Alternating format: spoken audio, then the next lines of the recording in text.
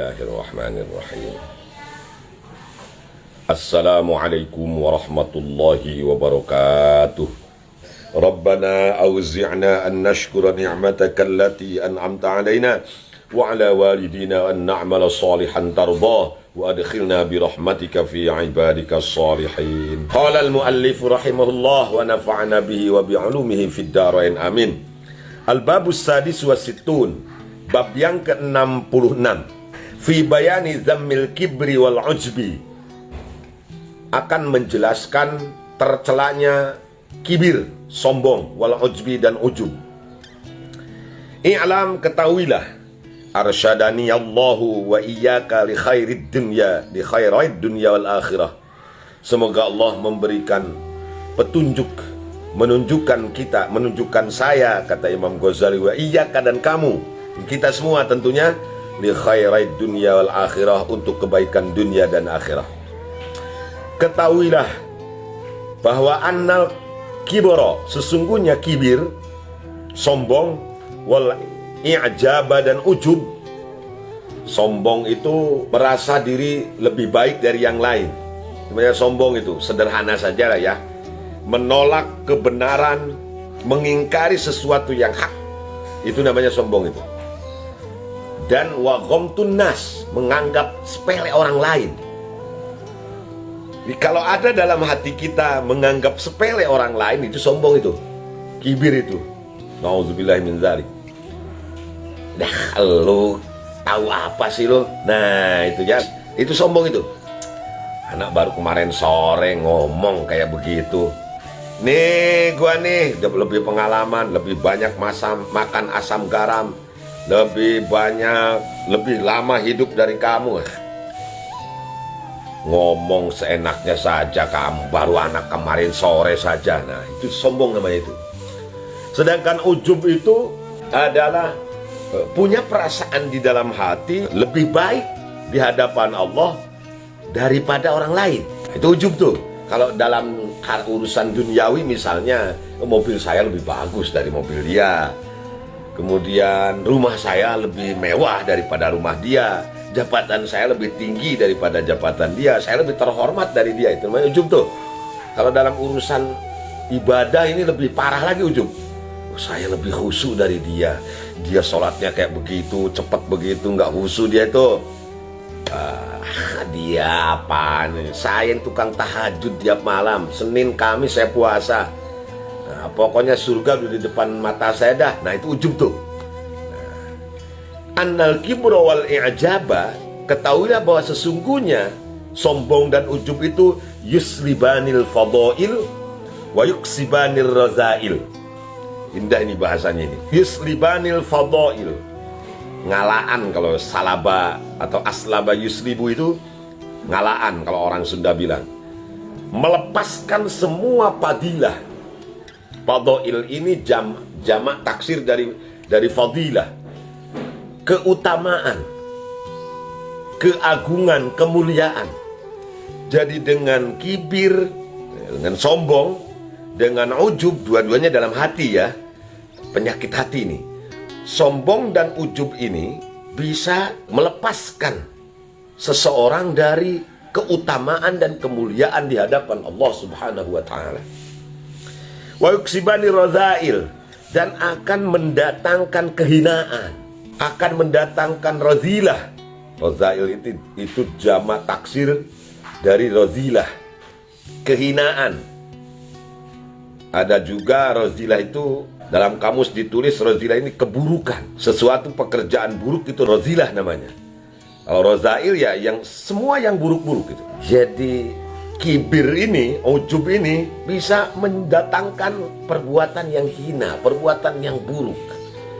Dengan sombong orang bisa korupsi, dengan sombong orang bisa mencuri, dengan sombongnya, dengan ujubnya orang bisa melakukan semua kemaksiatan atau dosa yang menutup dirinya dari nasihat orang lain.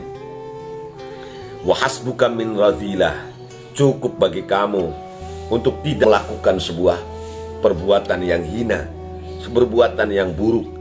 Kenapa? Tamna'u sima'an nashi, kamu akan mencegah diri kamu sendiri dari mendengar nasihat orang lain. Tahu apa kamu? Kok pakai ngomong segala? Kang Uyan. Saya tahu kecilnya siapa sih Uyan. Nggak mau denger nih. Nih penyakit ujub dan takabur ini, mohon maaf ya, ini banyak diderita oleh seorang alim, ustadz, kiai. Banyak yang ujub itu. Rata-rata kalau orang ada antara ustadz dengan ustadz, apalagi kalau merasa bahwa ustadz ini umurnya masih di bawah dia, kemudian ilmunya juga masih di bawah dia nggak mau dengar dah. Kalau misalnya ustadz itu ceramah atau khutbah, bila perlu telinganya ditutupin, atau misalnya pura-pura keluar, saya ada perlu lagi ya, ini kebetulan ada tamu di rumah. Ustadz lagi ceramah itu, padahal nggak ada siapa-siapa. Ya karena itu tadi perasaan ujub. Ya Allah, dan ujub dan takabur ini menghancurkan semua amal kebaikan kita di hadapan Allah Subhanahu wa Ta'ala. Salah satu dampak yang paling nyata, dampak langsung dari orang yang memiliki kibir dan ujub itu, dia sudah tidak mau menerima nasihat orang lain. Tertutup hatinya, tertutup telinganya untuk mendengar nasihat dari siapapun. Kumaha aing we, nya aing geus ngarasa pinter. Aing tukang tahajud tiap penting, aing sok puasa Senin Kemis, tukang sodakoh jariah. Nah itu akan mendatangkan, menyebabkan dia sudah tidak mau menerima nasihat dari orang lain. Wa tamna'u qubulat ta'dibi, dan dia sudah tidak bisa menerima at-ta'dib itu pelajaran, pendidikan. Sudah tidak bisa menerima ajaran dan ajakan dari orang lain. Ya karena itu tadi, ada perasaan dalam hatinya, merasa kibir, sombong, sudah lebih pintar dari orang lain, lebih mulia dari orang lain, lebih rajin ibadahnya dari orang lain. Ya sudah, maka itu dah menutup hatinya, menutup dirinya untuk menerima nasihat dari siapapun. Naudzubillah tsumma naudzubillahi min dzalik. Ini bahayanya begitu. Walidzalika qalu, maka oleh karena itu para ulama berkata, al-ilmu yudayya'u bainal haya wal kibri. Jadi ilmu itu tergantung antara haya dan kibir. Kalau orang masih masih ada perasaan malu dalam hatinya, maka dia akan datang dengan sendirinya, ilmu itu gampang. Datangnya ilmu gampang dalam hatinya. Tetapi kalau kibir, kalau ada rasa sombong dalam hatinya, sudah ilmu nggak mau datang. Karena dia sudah tidak mau mendengar nasihat orang lain. Gus Bah, pakaiannya juga kayak begitu. Apalagi kalau sudah melihat penampilan, alim dan tidaknya seseorang, soleh dan tidaknya seseorang, dilihatnya melalui penampilan. Gus Bah kayak begitu, pecinya saja begini umpamanya itu ya. Kemudian melihat orang dari segi penampilan, ya nggak bakalan mau menerima ilmu. Nggak bisa ilmu itu datang sama orang yang takabur seperti itu. Ya, al ilmu hirbun atau harabun lil muta'ali. Ilmu itu akan terhindar, akan kabur, lari dari orang yang merasa muta'ali itu merasa tinggi. Ya, yang merasa sombong itu. Kama an-nasail harbun lil bina'il ali. Tidak ada bedanya seperti arus banjir, air yang mengalir tuh, arus air itu tidak mungkin mengalir ke tempat yang lebih tinggi. Tempat yang tinggi tidak mungkin dialiri atau dialiri oleh arus air itu, nggak mungkin. Arus air pasti, ini hukum alam ini, sunnatullah, pasti akan mengalir ke tempat yang lebih rendah. Itu juga seperti ilmu.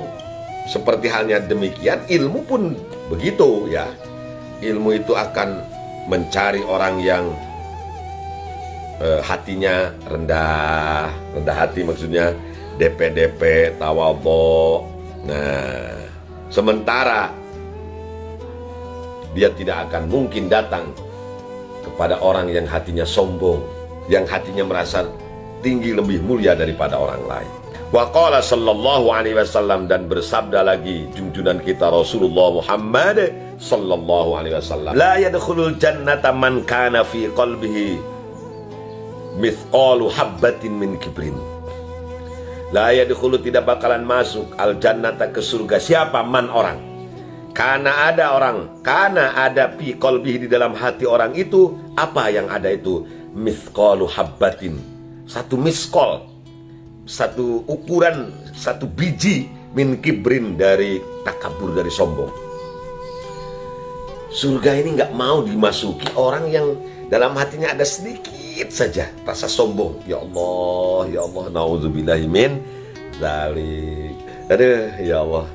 Kalau kita ingat ke sini, pesimis memang. Karena masing-masing kita pasti punya kibir, punya rasa sombong. Nah, mudah-mudahan kita tidak termasuk orang-orang yang takabur dan ujub. Nauzubillahi min dzalik. Karena la yadkhulul jannata man kana fi qalbihi mithqalu habbatin min kibrin. Ini hadis sahih ini. Rawahul Bukhari wal Muslim. Tidak mungkin surga ini dimasuki orang yang takabur. Allahu akbar. Nauzubillahi min dzalik. Qala, bersabda junjungan kita Rasulullah sallallahu alaihi wasallam, man jarra thawbahu khuyala'a la yanzurullahu ilaihi. Barang siapa yang memanjangkan bajunya khuyala'a, karena kumuluhur, orang sudah bilang gitu, karena merasa sombong, merasa mulia, lebih mulia daripada orang-orang yang ada di sekitarnya, maka la yanzurullahu ilaihi, Allah tidak akan memandangnya dengan pandangan rahmat dan kasih sayang. Ini oleh sebagian orang, saudara-saudara kita yang minhum sana, dijadikan dalil agar celananya ditinggikan. Nah, ini kenapa orang-orang itu memakai celana cingkrang? Nah, ini yang mereka jadikan dalil ini. Katanya Kangjeng Nabi juga bahwa baju yang ditinggikan, yang di bawah mata kaki itu bagian neraka. Nah, makanya kita ini harus pakai baju, pakai celana itu, atau pakai jubah, pakai gamis, harus di atas mata kaki. Tahu kan mata kaki? Mata kaki itu kalau dalam bahasa Sundanya mumuncangan. Sebagian saudara kita menganggap hadis ini melarang kaum muslimin berpakaian ngangsar lah gitu, panjang ke bawah. Padahal sudah jelas. Kalau mereka ngaji usul fikih, ini dalam kitab kecil saja ini, Mabadi Awaliyah ya, itu ada Al-Mabhatsur Rabi', halaman 10 itu, fil khas wa takhsis. Kemudian ayat ini dalam ilmu usul fikih itu ada buah keterangan dalil, baik ayat Al-Quran maupun hadis, ada yang khas, ada yang am, ya. Yang am ini bisa ditaksis dengan yang khos. Ada taksisul kitab bil kitab, ada taksisul kitab bis sunnah, ada taksisul sunnah bil kitab, ada taksisul sunnah bis sunnah, ada taksisul kitab bil qiyas, ada taksisul sunnah bil qiyas. Ada 6 jenisnya itu. Makanya kalau kita mau memperdalam Al-Quran dan hadis, ya ngaji. Jangan jamul jawame terlalu tinggi. Ini saja dulu dah. Ya, Mabadi Awaliyah coba pelajari itu. Sudah Mabadi Awaliyah, warokot.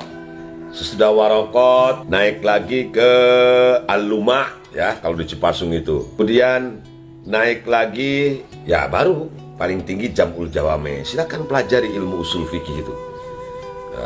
Pelajari kitab Ar-Risalahnya Imam Syafi'i radhiyallahu an.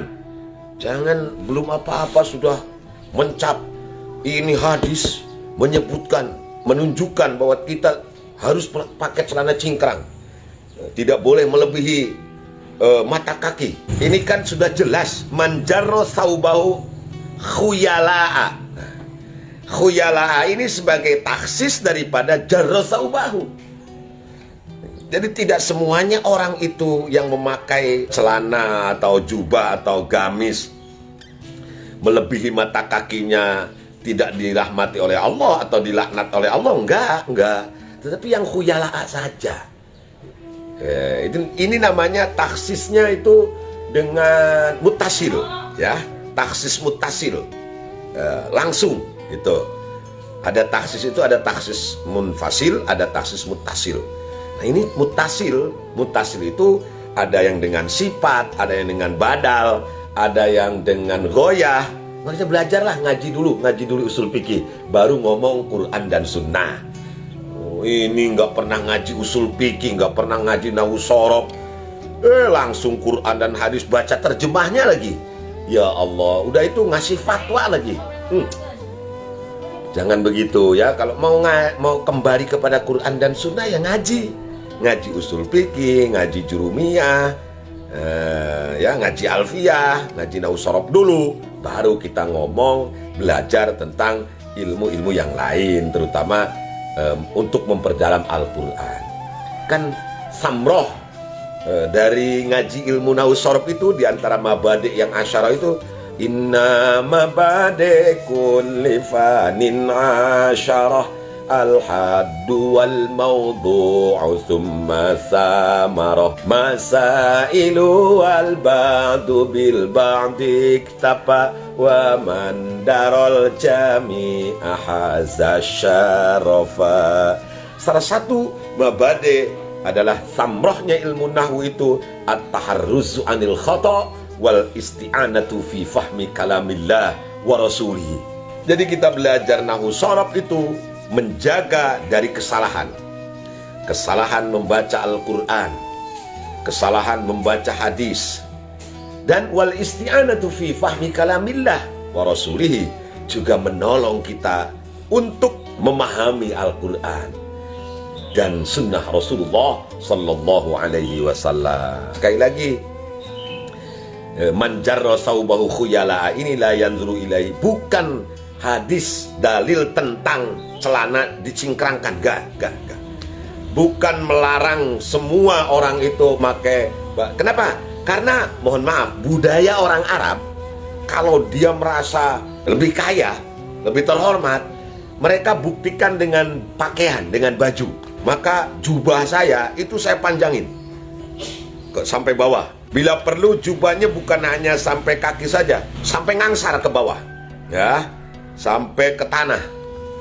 Budaya orang Arab seperti itu dulu. Saya tidak berbicara sekarang. Maka Kangjeng Nabi, beliau bersabda seperti itu. Asbabul wurudnya, beliau melihat orang Arab itu kebiasaannya memanjangkan baju atau pakaiannya karena sombong. Semakin kaya seseorang, semakin panjang pakaiannya.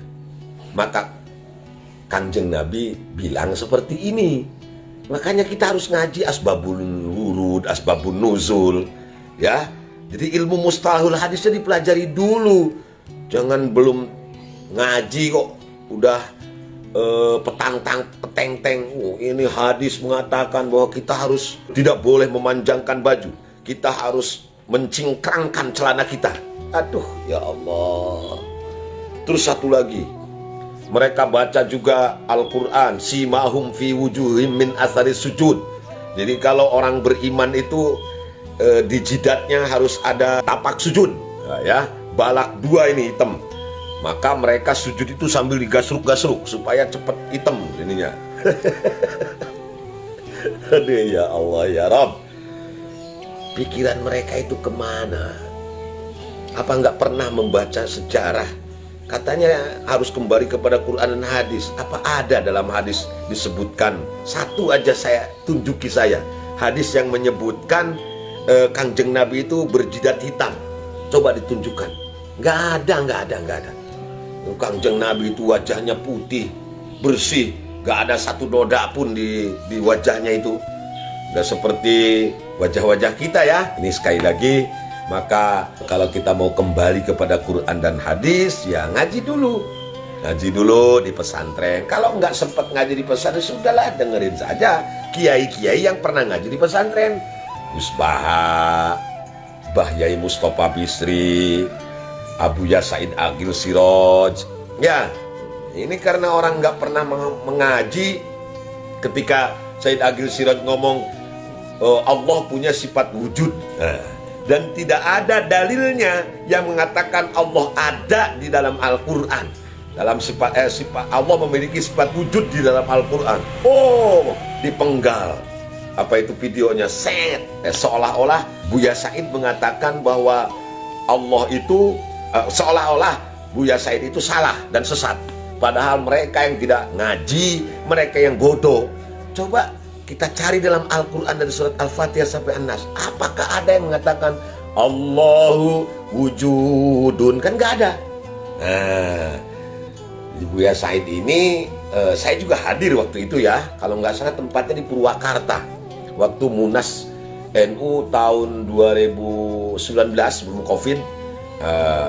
Saya hadir di pesantren Al-Muhajirin Purwakarta. Beliau mengatakan, Kiai Said mengatakan bahwa salah satu karya terbesar dari ulama Ahlus Sunnah wal Jamaah yaitu Syekh Abdul Hasan Al-Asy'ari adalah ijtihad beliau tentang sifat wujud bagi Allah. Jadi Allah itu maha ada sebelum kata itu ada, kan itu beliau itu. Bahkan sebelum kata itu ada, bahkan yang ada itu ada sebelum kata itu ada. Gitu kan begitu Kiai Said itu. Kalau lagi menjelaskan sifat wujud. Dan itu hasil ijtihadnya Syekh Abdul Hasan Al-Asy'ari, imam besar kaum Ahlus Sunnah wal Jamaah. Karena memang tidak terdapat dalam Al-Quran. Diplesetkan sama orang-orang bodoh yang gak pernah ngaji itu. Ya biarkan. Karena Kiai Said, kalau beliau biasa-biasa aja, sudah dihina, dicaci maki. Cuma kita ini yang jadi pengikut beliau, yang di bawahnya suka jengkel juga, suka ada bahasa gitu ya, karena nanti ada jawab kesininya. Orang yang takabur bersama orang yang takabur itu sodako, takabur kepada orang yang takabur itu sodako. Malah dianjurkan kalau takabur ya sama orang yang takabur. Kalau mau sombong sama orang yang sombong lagi, sombongin aja. Wahabi itu percaya nggak sifat 20? Kalau nggak percaya sudah, jangan ngomong macem-macem. Karena beda antara Wahabi dengan Ahlus Sunnah Jamaah itu. Kalau kita Ahlus Sunnah Jamaah, An-Nahdiyah ya, meyakini Allah itu memiliki sifat yang wajib 20, mustahil 20, jaiz 1, yang wajib bagi Rasul 4, yang mustahil bagi Rasul 4, yang jaiz bagi Rasul 1, semuanya jadi 50 perkara. Ini sebetulnya lagi bahas takabur dan ujub, tapi karena ada hadis tentang manjarro thawbahu khuyala'a, memanjangkan bajunya karena sombong, la yang zurullah ilaihi. Saya bahas ini karena sebagian orang menjadikan hadis ini sebagai hujah, sebagai dalil untuk mencingkrangkan celananya. Nah, ini saya jelaskan tidak seperti itu. Waqala, dan berkata siapa al-hukama'u, para ahli hikmah. Hikmah itu bukan tukang jampe, bukan ya, bukan tukang obat alternatif, bukan. Ahli hikmah itu orang yang bisa mengetahui hikmah di balik sebuah peristiwa. Itu ahli hikmah namanya. Bahkan ahli hikmah ini bisa mengetahui segala sesuatu sebelum terjadi. Tapi bukan ramalan, bukan.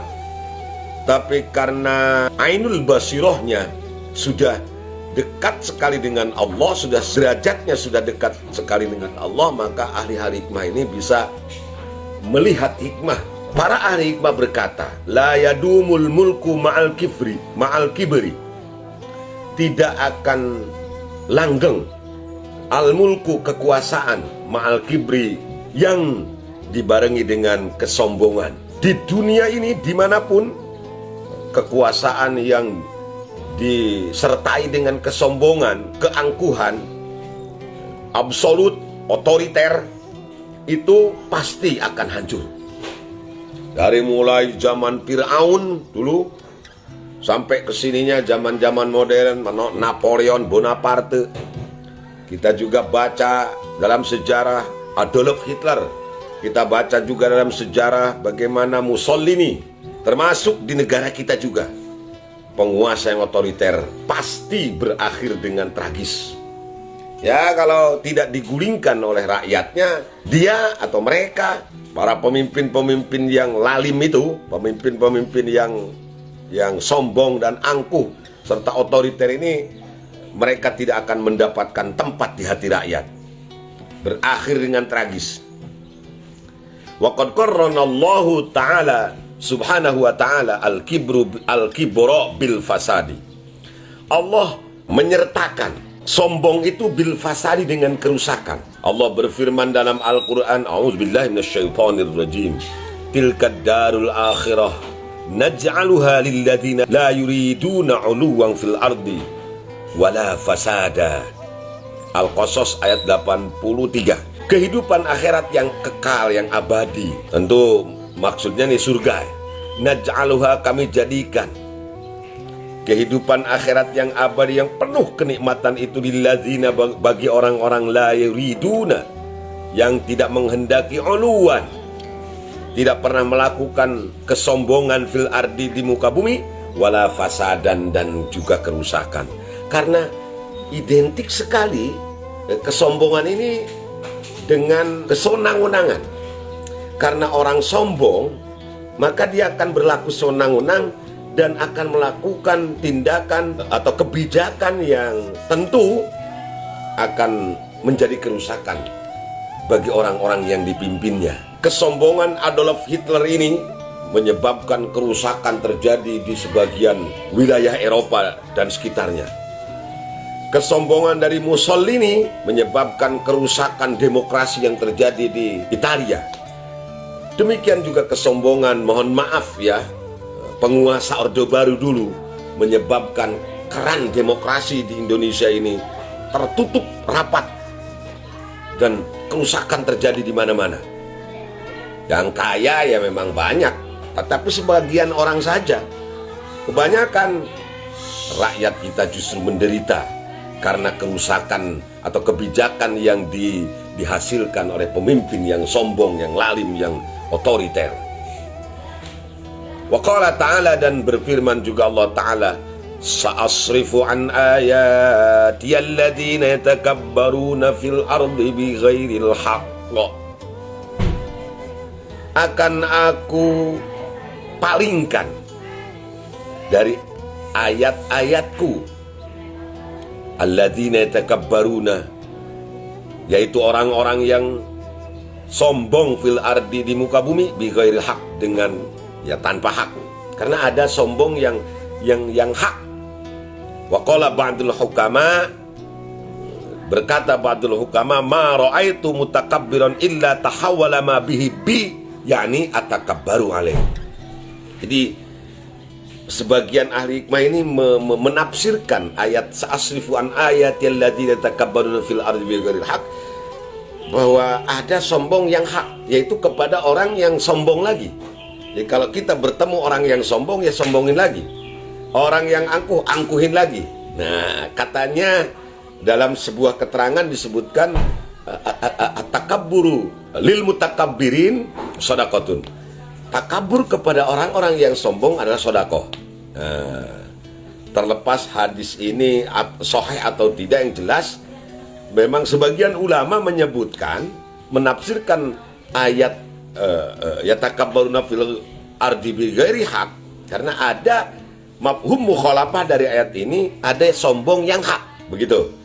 Maka dikatakan, jika aku bertemu dengan orang yang sombong, maka aku pindahkan kesombongan itu kepadaku dan aku sombong kepadanya. Qala al-Jahiz al-masyhuruna bil kibri min Quraisyin Banu Makhzum. Menurut al-Jahiz, yang masyhur dengan kesombongannya dari suku Quraisy itu Banu Makhzum. Quraisy ini sebuah suku, ya kalau kita kan ada Jawa, ada Sunda, ada Batak. Nah, di Arab itu ada suku Quraisy. Dan dari suku Quraisy ini terdapat bani-bani. Baninya banyak banget. Ada Bani Hashim, ada Bani Muthalib, ada Bani Makhzum. Nah, yang terkenal di antara suku Quraisy yang terkenal dengan kesombongannya adalah Bani Makhzum. Kemudian wa Banu Umayyah, Bani Umayyah juga itu terkenal sombong itu. Wa milal Arab Banu Ja'far bin Kilab. Dari kelompok Arabi itu Bani Ja'far bin Kilab dan Bani Zararah bin Adi. Jadi memang di Arab itu terutama turunan ya, Bani itu jadi sumber kesombongan. Karena orang sombong itu bisa disebabkan karena beberapa faktor. Ada sombong karena ilmu, merasa diri paling pinter, paling alim, itu bisa sombong. Ada sombong karena harta, merasa diri paling kaya, banyak duit, sawahnya paling luas. Ya. Ada orang yang sombong karena jabatan, merasa bahwa dirinya punya kekuasaan, punya otoritas pada kelompoknya, ya, yang dipimpinnya, maka timbul kesombongan. Jadi bukan hanya raja, presiden, bupati, gubernur, bukan pejabat saja. Kepala sekolah bisa sombong karena dia punya otoritas di sekolahnya. Nah, pimpinan pesantren bisa sombong karena dia punya otoritas di pesantrennya. Ya, demikian juga seorang bapak, suami bisa sombong dia karena dia memimpin keluarganya, rumah tangganya. Nah, jadi kesombongan itu bisa ditimbulkan karena yaitu tadi kedudukan itu. Yang terakhir, kesombongan itu timbul karena turunan, faktor turunan. Merasa punya keturunan orang-orang baik, ya, bahwa nenek moyangnya, kakeknya misalnya, kakeknya seorang ulama, seorang kiai besar, sombong. Nah, itu juga sering terjadi itu. Dan itu di Arab itu sudah lumrah, bani-banian itu ya, bahwa bani saya, turunan saya lebih baik dari turunan yang lain. Orang Arab itu seperti itu. Ya, bukan hanya orang Arab, tentunya kita juga ada sombong sebagai orang Sunda misalnya.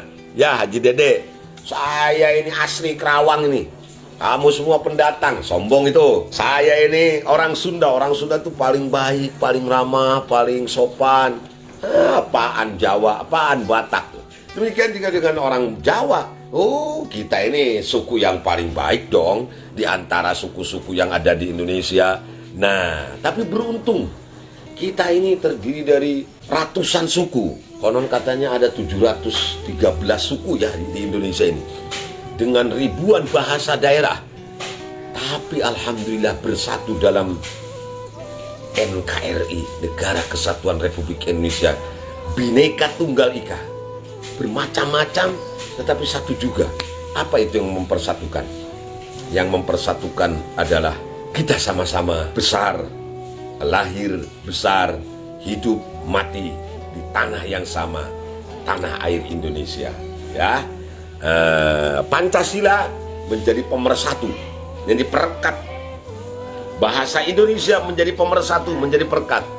Sehingga tidak usah khawatir kalau main ke Papua, karena orang Papua sudah paham bahasa Indonesia. Nah, tidak usah khawatir ngomong dengan orang Ambon. Orang Ambon juga bisa bahasa Indonesia.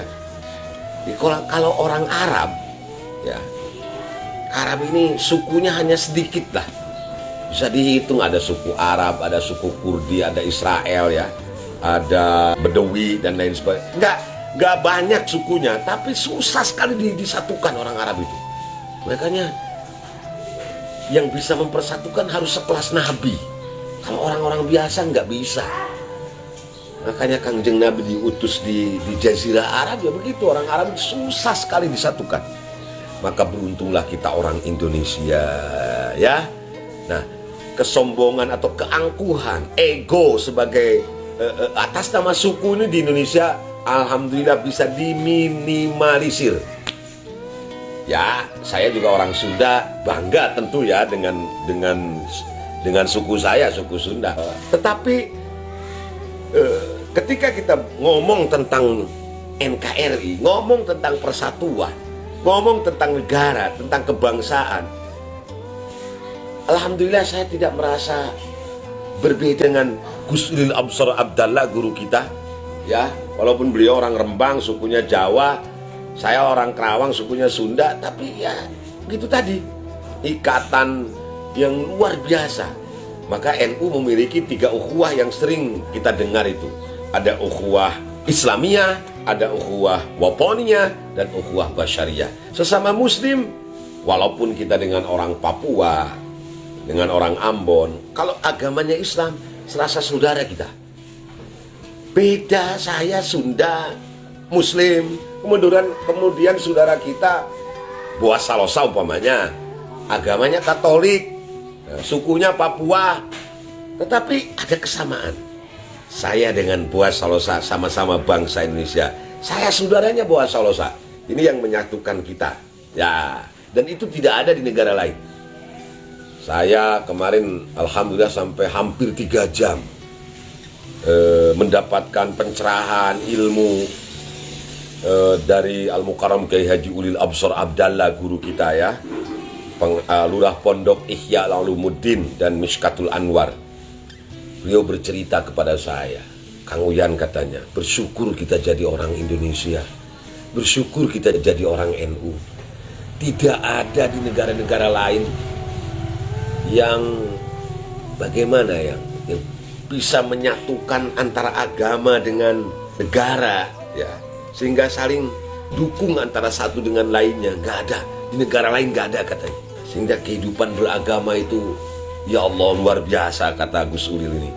Kita ini bersyukur jadi orang Indonesia, bersyukur jadi orang Nahdlatul Ulama. Alhamdulillah. Wa ammal akasiratu fakanu la ya'tuna nas illa abidan wa anfusahum illa arbaban. Sedangkan kaisar-kaisar, ya, para penguasa itu, kaisar-kaisar yang di Romawi, di Persia zaman dulu itu, para raja-raja, fakanu la ya'duna nas illa abidan. Mereka itu menganggap manusia itu kayaknya hamba saya semua, kayaknya abid semua, budak belian semua. Wa anfusahum illa arbaban. Sementara mereka menganggap diri mereka itu Tuhan, menganggap mereka ini berkuasa segalanya. Ya seperti Tuhan saja. Bisa menjadikan orang kaya, bisa menjadikan seseorang miskin, bisa mengangkat jabatan seseorang, bisa merendahkan jabatan seseorang. Karena mereka itu merasa dirinya Tuhan, ya akhirnya mereka pengennya itu ya diagung-agungkan, dimuliakan, dihormati. Sementara rakyatnya semua dianggapnya ya hamba sahaya. Itulah kebiasaan buruk dari para raja, para penguasa ya. Dari dulu sampai sekarang kayaknya seperti itu kayaknya. Ya, kalau enggak menganggap kita ini sebagai hamba sahaya, mereka tidak akan mengkorup uang negara kok. Itu uang kita. Karena merasa mereka Tuhan, ya dengan seenaknya saja duit negara disikat. Ya, enggak ketahuan KPK ini, ya udah sikat saja sudah. Korupsi merajalela di mana-mana dari tingkat pusat sampai ke tingkat kelurahan.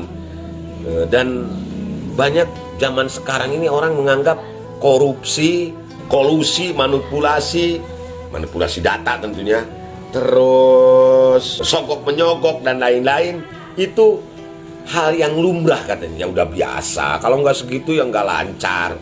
Ya Allah ya Rob, yang buruk kok dijadikan kebiasaan, dijadikan tradisi, dijadikan budaya. Jangan ya. Makanya alhamdulillah saya sampai sekarang tidak ada, saya tidak memiliki syahwat politik sedikit pun, alhamdulillah. Kenapa? Ya karena itu tadi, kalau kita jadi pejabat pasti kita akan terbawa sistem. Ya kecuali sistemnya dirubah baru mau. Ya, kecuali memang kita sudah kuat benar untuk menahan sistem itu, agar kita tidak terbawa korupsi, tidak terbawa kolusi, tidak terbawa manipulasi. Ya silakan. Kalau saya ya sementara belum ada niat ke sana, niat jadi pejabat, karena saya bayangkan saya tidak akan sanggup untuk menahan godaan-godaan itu. Sudah lebih baik tidak jadi pejabat saja. Karena wah daya anu ngangkat naoge nyanggeus we urang mah kitu jabatan akhiratnya, jabatan khidmat. Jadi ketua PCNU we nu ngagaji ieu tah mah rek korupsi naon atuh duitan korupsi pakai naon gaji ketua NU. Wakilan yang dikatakan lirojulin kepada seseorang min Bani Abdiddar, dari Bani Abdiddar. Dia ditanya orang, ala ta'til khalifah, kenapa kau nggak mendatangi khalifah? Kalau aku nggak pernah lihat kau hadir di dalam acara kenegaraan bersama khalifah. Faqala, dia bilang dengan entengnya, akhafu alla yahmil jisra syarafi. Ini bahasanya kinayah. Kalau bahasa kita, soalnya takut kehormatan saya terganggu lah. Saya ini kan orang terhormat, begitu masuk istana ketemu khalifah saya nggak ada apa-apanya. Ini kesombongan yang harus dihindari. Ya, kesombongan karena turunan. Kemudian wakil lil Hujjaj bin Artoh, malaka la tahdurul jamaah. Dikatakan kepada Hujjaj bin Artoh, malaka la tahdurul jamaah, kenapa engkau tidak menghadiri jamaah? Qala akhsha ayyuzahimanil baqalun. Kan ada pertemuan tuh, ada perkumpulan, kenapa enggak datang? Dia bilang, saya takut nanti saya bercampur dengan para pedagang, para penjual bakul itu, bakolun itu penjual ya. Nanti saya disaingi sama mereka. Jadi derajat saya sama dong dengan mereka. Saya nggak mau hadir pada pertemuan itu. Nah, ini salah satu bentuk kesombongan juga ya. Kalau kita datang kepada sebuah majelis karena melihat datang dan tidaknya, karena melihat strata sosial, itu juga sama, bentuk lain dari kesombongan.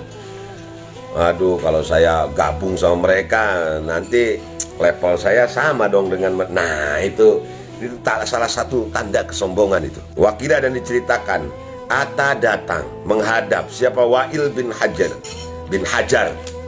Ada yang baca Hujar, ada yang baca Hajar. Tuh barisan ilahnya seruai. Wa'il bin Hajar datang. Wa'il bin Hajar ini salah seorang raja di Yaman. Yaman itu dulu itu banyak sekali rajanya. Nah, disebutnya Aqyal itu.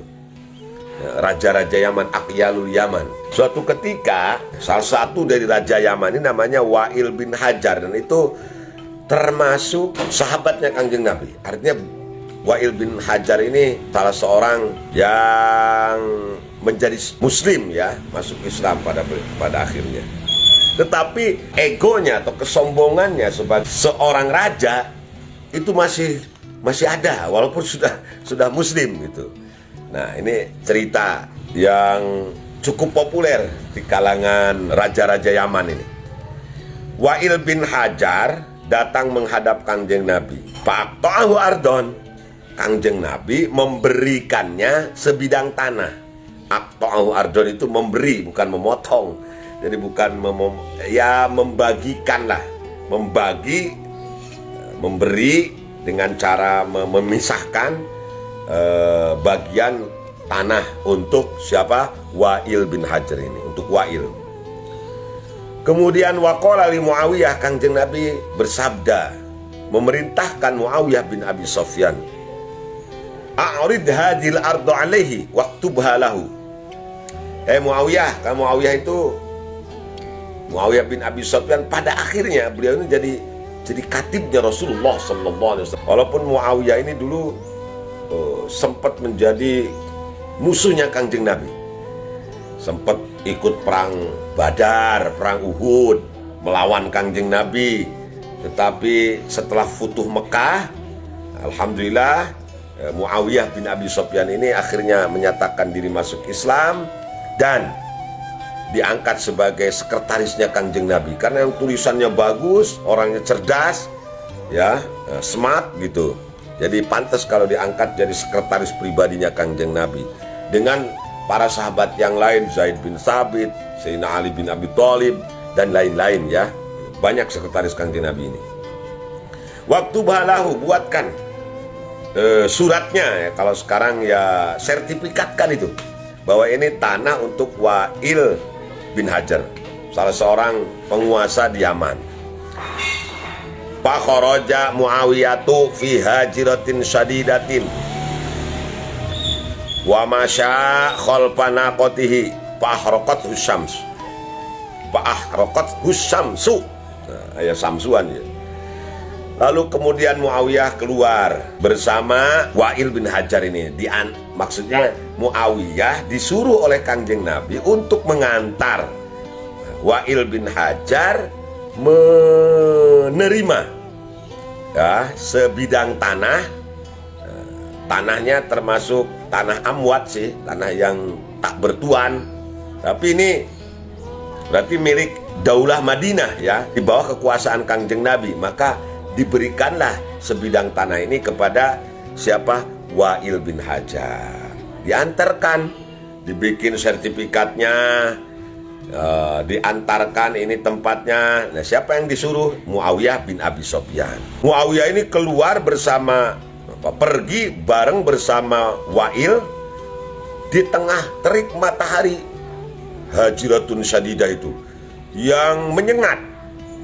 Kemudian beliau berjalan di belakang untanya si Wa'il ini.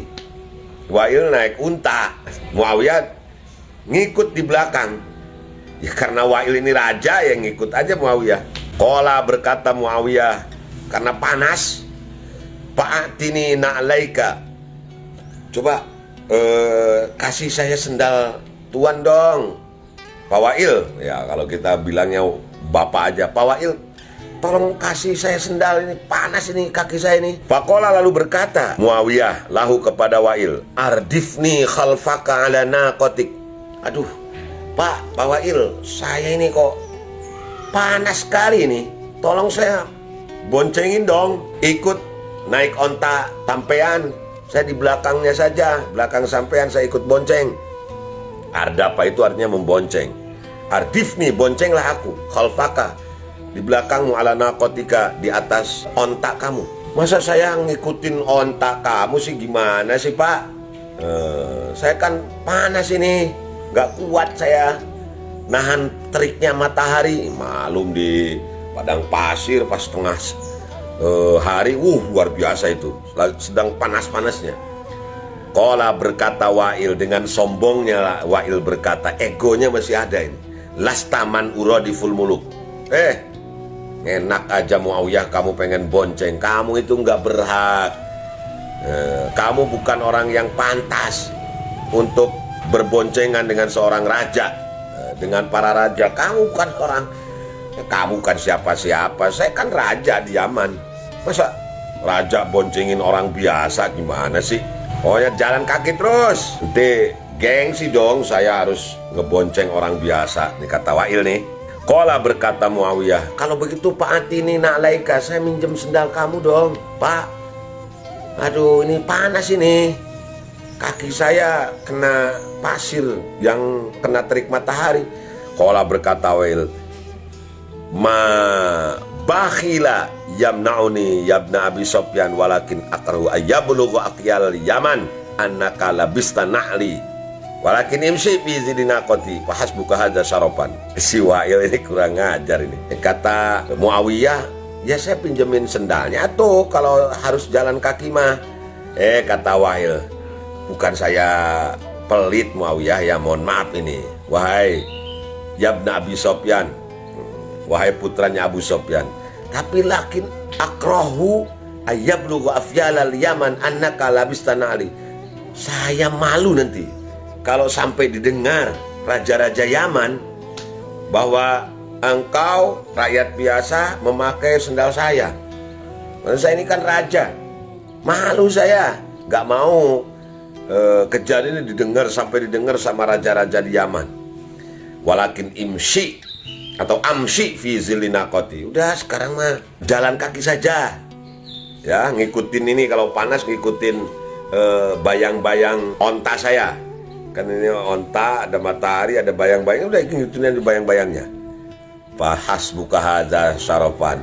Udah kamu ngikut saya seperti itu juga, dengan ngikut bayang-bayang onta saya, itu sudah merupakan kemuliaan. Ngapain kamu pengen boncengan segala? Ngapain kamu pengen pakai sendal saya segala? Gengsi dong. Nah, ini cerita tentang kibir, ya, kesombongan, keangkuhan yang dimiliki seorang penguasa. Dia tidak mau memboncengi rakyat atau orang lain, ya, yang tidak selevel dengan dia.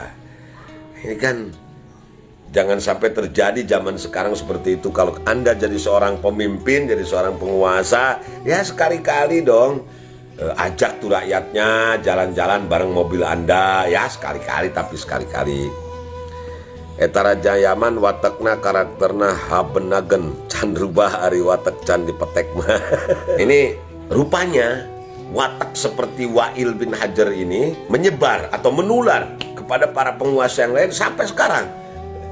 Ya, Lihatlah para pejabat itu dengan angkuhnya, dengan sombongnya, dengan kibir dan ujubnya. Mereka merampok duit rakyat dengan cara korupsi, kolusi, manipulasi data dan lain sebagainya.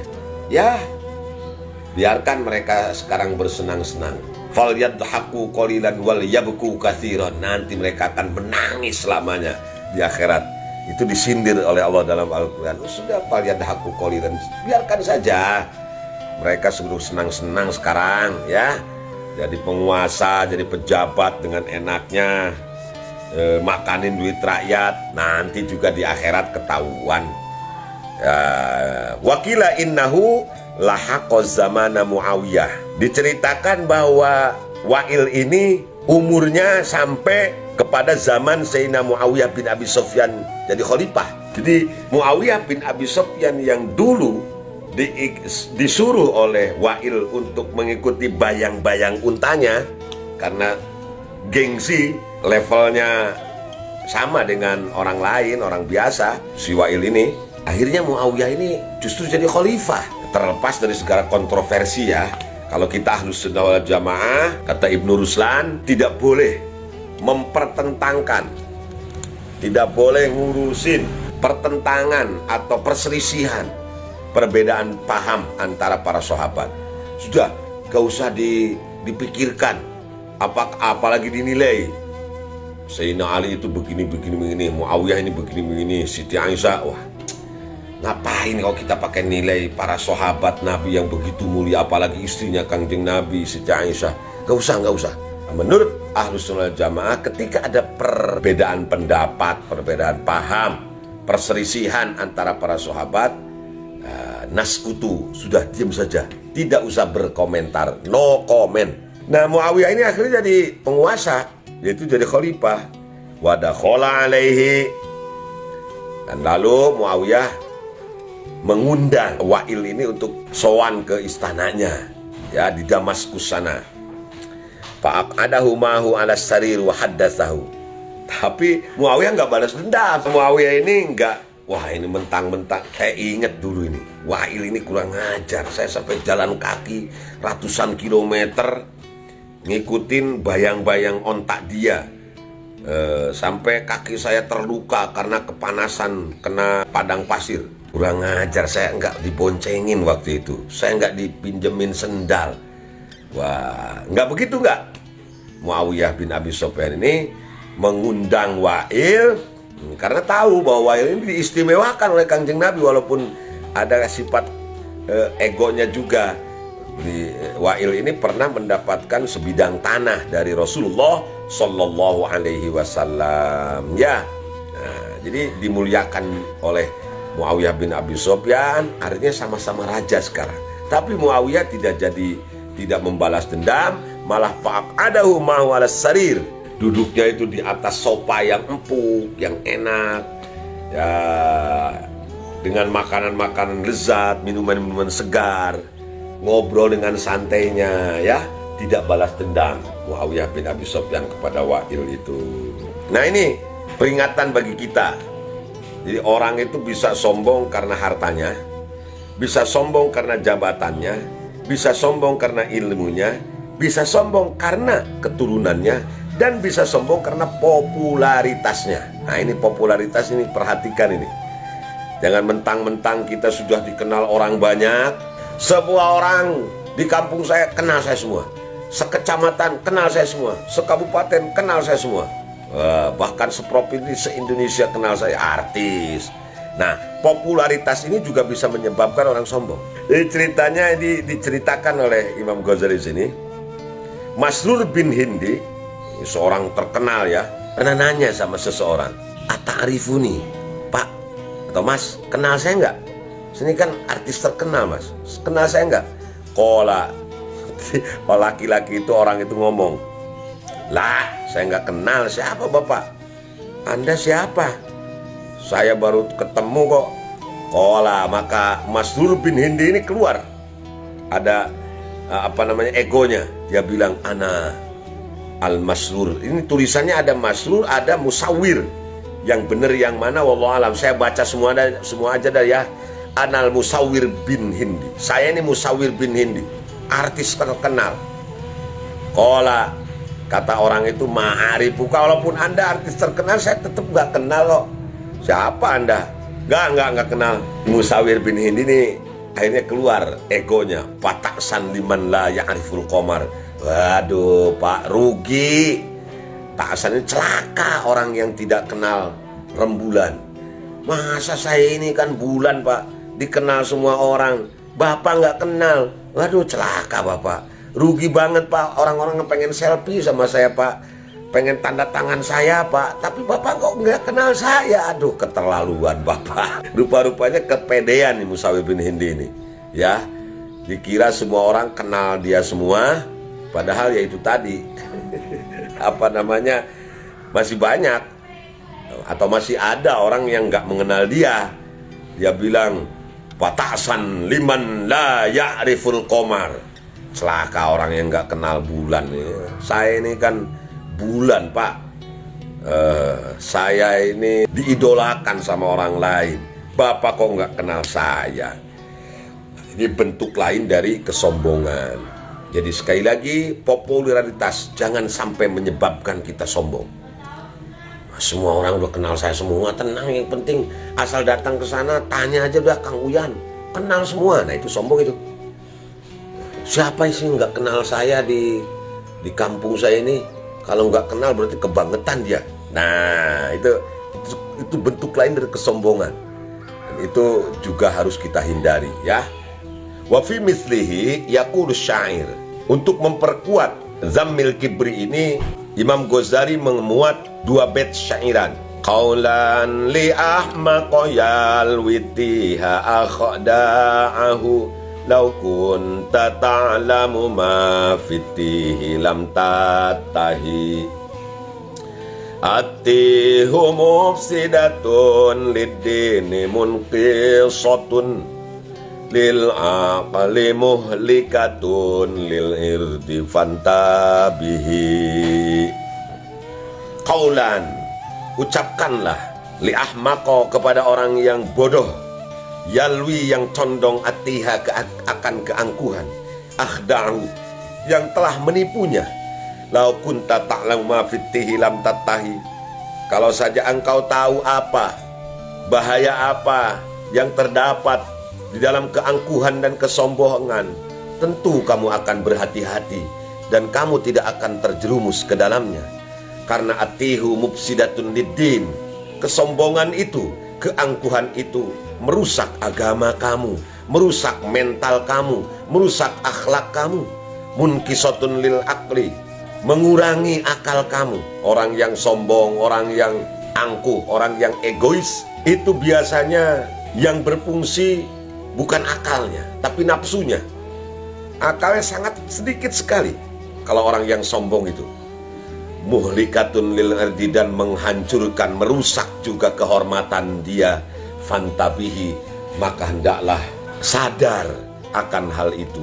Wah, kesombongan itu merusak agama, kesombongan itu mengurangi akal seseorang, dan kesombongan juga menghancurkan kehormatan orang di hadapan Allah dan di hadapan makhluk-makhluknya. Wakilah, dan dikatakan, la yatakabbaru illa kullu wadi' wa la yatawadhu illa kullu rafi'. La yatakabbaru, tidak akan takabur, tidak akan bersifat sombong, illa kullu wadi', kecuali semua yang merendahkan dirinya. Jadi orang-orang yang sombong itu yang rendah. Jadi kesombongan itu merendahkan seseorang, derajat orang itu di hadapan Allah dan tentu di hadapan makhluk-makhluknya. Wala yatawadhu illa kullu rafi', dan setiap orang yang tawadhu itu pasti orang itu akan terhormat, terangkat derajatnya. Semakin orang sombong, semakin dia akan rendah di hadapan Allah, dan semakin dia tawadhu, maka dia akan diangkatkan derajatnya, akan lebih terhormat di hadapan Allah Subhanahu wa ta'ala. Wa qala, dan bersabda junjungan kita Rasulullah sallallahu alaihi wasallam, salasun muhlikatun. Ini hadis sering kali kita dengar dari ucapannya para kiai, para mubaligh ya. ada 3 hal yang merusak mental seseorang, merusak akhlak orang itu, merusak nilai orang itu di hadapan manusia, lebih-lebih di hadapan Allah Subhanahu wa ta'ala. Yang pertama, syuhun muta'un, rasa kikir, pelit, koret, pedit, cap jahe, nyengklik, buntut gasiran. Ada 3 hal yang bisa merusak. Yang pertama, syuhun muta'un, pelit yang diikuti, yang ditaati. Semua orang itu memiliki rasa pelit, rasa bakhil, rasa pedit, koret. Tetapi ada yang dituruti, ada yang ditahan. Jadi kalau punya duit itu, terus ada orang yang minta jariah umpamanya gitu. Nah, semua orang itu pasti, kalau misalnya punya duit 1 juta, terus dikasihkan 100.000, itu kan pasti sayang itu. Nyaah lah, duit masa dihambur-hamburin gitu kan, menurut nafsu. Semua orang pasti memiliki rasa nyaah atau sayang, memberikan rizkinya kepada orang lain. Tetapi ada yang diikuti, bener nyaah islah yang naon aing kudu barang berewe. Ada juga yang ditahan. Ini kan titipan dari Allah uang ini. Masa tetangga kelaparan kita diam saja, udah saya kasihkan saja. Nah, ada yang seperti itu. Yang merusak adalah suhun muta', pelit yang diikuti. Yang kedua, wahawa muttaba', hawa nafsu atau kemauan yang dituruti, nuruti hawa nafsunya. Kita ini kan dalam jiwa kita, setiap manusia itu memiliki akal, memiliki nafsu juga. Berbeda dengan malaikat. Malaikat hanya punya akal saja, mereka nggak punya nafsu. Makanya hidupnya malaikat itu stagnan, statis, bukan stagnan. Artinya tidak dinamis seperti kita. Jadi mereka itu kalau suruh sujud, sujud terus, karena nggak ada kemauan apa-apa. Tapi juga ada makhluk Allah yang hanya punya nafsu tapi tidak punya akal, seperti binatang. Makan, minum, kerjanya itu bikin anak terus. Ya, hewan itu seperti itu. Karena mereka tidak punya akal.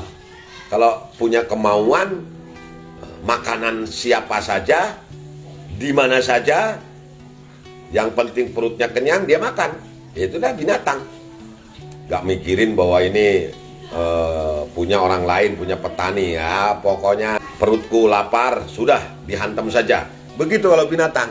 Ini kalau manusia seperti itu, ya apa bedanya dengan binatang?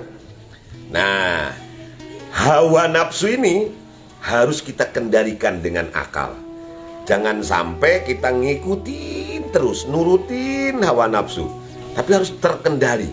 Kalau hawa nafsu sudah tidak terkendali, kita ikuti hawa nafsu itu, maka itulah termasuk salasun muhlikat. Pasti kita akan celaka, dibawa oleh nafsu tersebut ke dalam jurang maksiat dan dosa. Akhirnya nanti di akhirat masuk neraka. Nauzubillahi min dzalik. Yang ketiga, wa'ijabul mar'i binafsi, merasa kepedean, ujub di sini ya. Ujubnya manusia, ujubnya seseorang binafsi dengan dirinya sendiri, dengan kemampuannya sendiri. Dia merasa bahwa harta kita ini paling banyak, mobil kita paling bagus, gedung kita paling mewah, amal kita juga paling soleh, hati kita paling bersih, ilmu kita paling banyak. Nah, itu ujub namanya. Dan itulah ujub, itu sesuatu yang merusak kita, merusak amal kita. Jika ada seseorang yang merasa dirinya sudah lebih dekat dengan Allah daripada orang lain, maka amalnya itu ya sia-sia saja. 3 hal ini mudah-mudahan tidak terdapat pada diri kita. Karena yang 3 hal ini muhlikatun, merusak jiwa kita, merusak agama kita, merusak mental kita. Yang pertama syuhun muta', rasa kikir yang dituruti, wa hawa muttaba, hawa nafsu yang diikuti, dan ujub terhadap atau percaya terhadap kemampuan dirinya, menyampingkan Allah Ta'ala. Wa an Abdullah bin Umar, dari sahabat Nabi Abdullah bin Umar, 3 dari nama Abdullah yang populer. Di antara nama para sahabat Nabi banyak yang Abdullah, yang paling populer 3 orang. Salah satunya ini Abdullah bin Umar, putranya Sayyidina Umar bin Khattab radhiyallahu an. Anna Rasulullah sallallahu alaihi wasallam qala, bahwasanya Kangjeng Nabi bersabda, qala inna Nuhan alaihi salam lamma hadratul wafatu da'a ibnaihi. Sesungguhnya Nabi Nuh menjelang akhir hayatnya, ketika menjelang wafatnya itu sudah sakit keras. Nabi Nuh ini umurnya panjang sekali.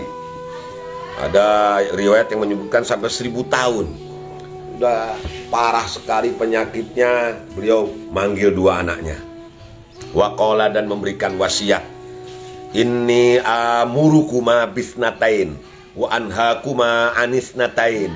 Nah, dengerin, kalian berdua Bapak perintahkan dengan 2 hal, dan kalian berdua Bapak larang dari 2 hal. Yang pertama, anhakuma anisyirki wal kibri. Bapak melarang kalian yang pertama dari syirik, menganggap ada Tuhan selain Allah, ada kekuatan lain selain Allah, percaya akan kekuatan gaib yang ada pada batu ali, percaya bahwa ada kekuatan pada keris, pada benda-benda tertentu. Tolong hindari, jangan sampai menyekutukan Tuhanmu, nak, karena itu dosa yang tidak terampuni. Wal kibri, yang kedua, nak, Bapak wasiat, jangan sampai kau lakukan sombong. Hilangkan rasa sombong dalam hatimu, nak. Wa amurukuma bila ilaha illallah. Aku perintahkan kalian untuk mengucapkan la ilaha illallah, untuk menjaga lisan kalian dengan la ilaha illallah. Fa innas samawati, jadi la ilaha illallah itu diucapkan, bukan dituliskan, apalagi dijadikan lambang sebuah organisasi, enggak. Jadi la ilaha illallah itu diucapkan. Fa innas samawati wal arda, karena sesungguhnya langit dan bumi, wa ma fihinna, dan apa saja yang ada di dalam keduanya, lawuti'at, kalau disimpan fi kaffatil mizan, pada neraca sebuah timbangan, wala ilaha illallah fil kaffatil ukhra, dan lapad la ilaha illallah pada neraca yang lainnya, kanat la ilaha illallah arjahu minha, pasti jika dibandingkan dengan langit dan bumi dan serta segala isinya ditimbang, satu neraca ada langit dan bumi, satu neraca ada la ilaha illallah. La ilaha illallah inilah pasti yang lebih berat daripada langit dan bumi. Masya Allah. Maka ucapkan la ilaha illallah, la ilaha illallah. La ilaha illallah itu mengucapkan la ilaha illallah dalam bahasa Arab disebut tahlil. Tahlil itu dari kata-kata halala yuhallilu tahlilan. La ilaha illallah luar biasa ini. Jika dibandingkan dengan beratnya langit dan bumi, masih berat keneh la ilaha illallah. Walau anna samawati wal arda kanata fi halqah, seandainya saja langit dan bumi ini berada pada satu bulatan, bundaran, faudi'at la ilaha illallah alaihima, kemudian la ilaha disimpan di dalamnya, maka laqasomat huma, pasti la ilaha illallah akan menghancurkan langit dan bumi ini. Yang kedua, kata Nabi Nuh kepada 2 putranya, wa amurukuma bi subhanallah wa bihamdih fa innaha salatu kulli syai wa biha yurzaqu kullu syai. Waduh, ini perlu sering diamalkan ini. Dan aku perintahkan kepada kalian berdua dengan ucapkan subhanallah bihamdihi, subhanallah bihamdihi, subhanallah bihamdihi, subhanallah bihamdihi. Karena subhanallah bihamdi ini salatu kulli syai, salatnya segala sesuatu. Bukan hanya sholatnya manusia, jin, malaikat, tetapi benda-benda yang jamadat, gunung, batu, lautan, hewan-hewan, semuanya itu makhluk-makhluk Allah yang lain, baik yang berakal maupun yang tidak, mereka sholat ibadah kepada Allah dengan mengucapkan subhanallah wa bihamdi. Petir, hujan, itu semuanya baca tasbih ini, subhanallah wa bihamdi. Wa biha yurzaqu kullu syai', subhanallah wa bihamdi. Dengan subhanallah wa bihamdi inilah segala sesuatu diberikan rizki oleh Allah Subhanahu wa ta'ala. Kalau kita pengen banyak rizki, lancar usaha, bisnisnya sukses, maka seringlah mengucapkan la ilaha illallah dan subhanallah wa bihamdi. Itu lamun kereng ngaulang teh atau lagi pegang setir, subhanallah bihamdi, subhanallah bihamdi, subhanallah bihamdi, subhanallahil azim, subhanallah bihamdi, subhanallahil azim, subhanallah bihamdi, subhanallahil azim, subhanallah bihamdi, subhanallahil azim. Itu akan mendatangkan rizki dengan sendirinya, min haitsu la yahtasib. Wa qala Isa alaihissalam, berkata Al-Masih, Nabi Isa alaihissalam, tuba liman allamahullahu kitabah walam yamut jabbaron. Berbahagialah, beruntunglah orang yang diberikan ilmu oleh Allah untuk memahami Al-Quran, memahami kitab-kitabnya. Para kiai ya, walam yamut jabbaron, dan dia tidak mati dalam keadaan sewenang-wenang. Beruntunglah orang yang alim kemudian mati dalam keadaan husnul khotimah, tidak sombong, tidak takabur, tidak sewenang-wenang. Oh, untung sekali, kata Nabi Isa orang itu. Wa an Abdullah bin Salam radhiyallahu an, seorang Yahudi yang mu'alaf masuk Islam, Abdullah bin Salam ini, dan menjadi sahabat setianya Kangjeng Nabi. Annahu marra fis suq, suatu ketika Abdullah bin Salam lewat di pasar. Wa alai hazmatun min hatabin, dan beliau itu sedang memikul seikat kayu bakar. Kemudian lewat di sebuah pasar, lalu ditanya orang, ma yahmiluka ala hadza wa qad aghnaka Allah an hadza. Abdullah bin Salam, mohon maaf ya Pak, Bapak kan orang kaya, masa Bapak mikul kayu bakar sendiri? Wa qad aghnaka Allah an hadza, kan ada pembantu Bapak. Allah kan sudah memberikan Bapak ini orang kaya, kekayaan, menjadikan Bapak orang kaya. Ngapain Bapak mikul kayu bakar sendiri? Qala, berkata Abdullah bin Salam, aradtu an adfa'al kibru an nafsi. Kenapa saya lakukan ini? Walaupun saya bisa saja nyuruh pembantu saya, bisa saja nyuruh orang lain, tapi kenapa saya mikul kayu bakar sendiri? Agar saya bisa menghindarkan diri saya dari takabur, dari sombong. Pokoknya ini harus kita kerjakan kapanpun. Nah, kalau kita mampu untuk nyapu sendiri, untuk nyuci, untuk ngepel sendiri, ya sudah, kapan-kapan sekali-kali kita ngepel.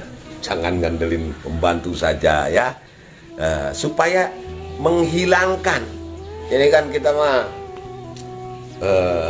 ngambil air aja nyuruh sobat, B sini B, air B, atau Mang sini Mang, rokok saya sana. Padahal kan diambil sendiri juga nggak apa-apa, bisa kita mual mata gempor iya. Nah ini, jadi melakukan sesuatu yang yang bisa dilakukan oleh orang lain, kita lakukan sendiri. Nah, padahal kita ini bisa nyuruh orang, ya, misalnya nyetir mobil sendiri kapan-kapan, padahal kita ada supir. Itu salah satu cara, ya, agar kita terhindar dari takabur. Salah satu cara agar kita tidak sombong. Ini yang pernah dilakukan oleh Abdullah bin Salam. Ya saya sampaikan kemarin, kenapa Kangjeng Nabi itu sampai menjahit bajunya yang robek sendirian. Padahal beliau sangat amat bisa untuk menyuruh sahabatnya atau istri-istrinya untuk menjahitkan bajunya, tapi beliau jahit sendiri. Ini bisa menghilangkan rasa sombong dan takabur dalam diri kita. Catat ini, catat. Salah satu metode agar kita tidak sombong, melakukan sesuatu yang dengan kekuasaan kita bisa nyuruh orang lain, tapi kita lakuin sendiri. Bikin kopi sendiri, ya, ambil rokok sendiri. Tidak mentang-mentang kita jadi bos misalnya, tidak mentang-mentang jadi ketua NU, sur kopi. Saya tertampar banget ya dengan ucapan Abdullah bin Salam ini. Nanti insya Allah siang nanti saya bikin kopi sendiri ya. Saya malu ini. Wafi tafsir Al-Qurtubi, dan dalam tafsir Imam Al-Qurtubi, seorang mufassir besar, fi qouli tabaraka wa ta'ala, ketika beliau menafsirkan firman Allah Subhanahu wa ta'ala, wala yadribna bi arjulihinna. Ini surat An-Nur ayat 31 yang memerintahkan agar muslimat itu menutup auratnya ya, dan tidak mempertontonkan aurat kepada ajnabiyah. Ini surat An-Nur ayat 31. Salah satu yang dilarang oleh Allah dilakukan oleh seorang muslimat adalah wala yadribna bi arjulihinna. Jangan mereka menghentakkan kaki-kaki mereka yang, kalau orang Arab itu kan emasnya itu sampai bukan hanya gelang, bukan hanya giwang, bukan hanya kalung, tapi aksesoris itu saking banyak emasnya sampai ditaruh di mata kaki, di atas mata kakinya. Gerincing, gerincing, gerincing. Nah, itu kayak orang India ya, orang Pakistan, biasanya kalau orang kaya seperti itu. Nah, wala yadribna bi arjulihinna. Jangan sampai perempuan itu menghentak-hentakan kakinya ketika berjalan. Beliau berpendapat, Imam Qurtubi, in fa'alnahu tabarrujan wa ta'arudon lirijal hurrima.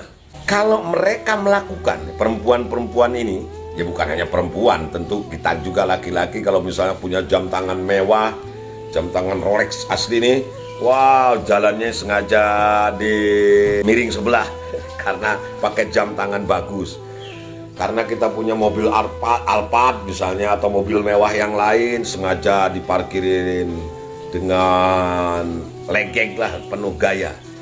In fa'alnahu tabarrujan wa ta'arudon.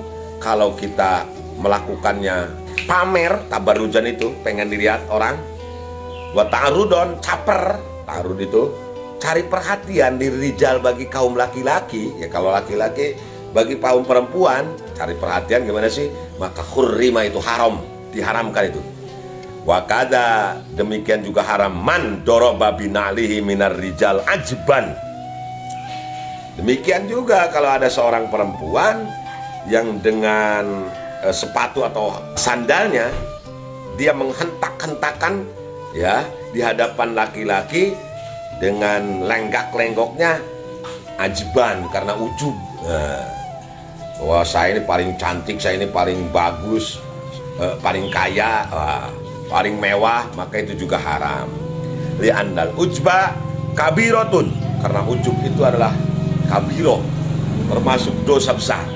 Na'udzubillahi min dzalik. Maka kita jaga diri kita. Mudah-mudahan Allah memberikan hidayah dan taufik bagi kita semua untuk terhindar dari kibir dan ujub ini, dari sombong, dari angkuh, egois, sewenang-wenang, dan merasa diri lebih baik daripada orang lain. Ya, amin. Mudah-mudahan saja Allah menjaga hati kita. Demikian yang dapat saya sampaikan, kurang lebihnya mohon maaf. Yang benar datang dari Allah, yang salah datang dari kebodohan saya sebagai manusia biasa. Semoga Allah mengampuni dosa kita semua. Wallahul muwaffiq ila aqwamit thoriq. Wassalamualaikum warahmatullahi wabarakatuh. Waalaikumsalam warahmatullahi wabarakatuh. Terima kasih telah menonton video ini. Silahkan subscribe karena subscribe itu gratis.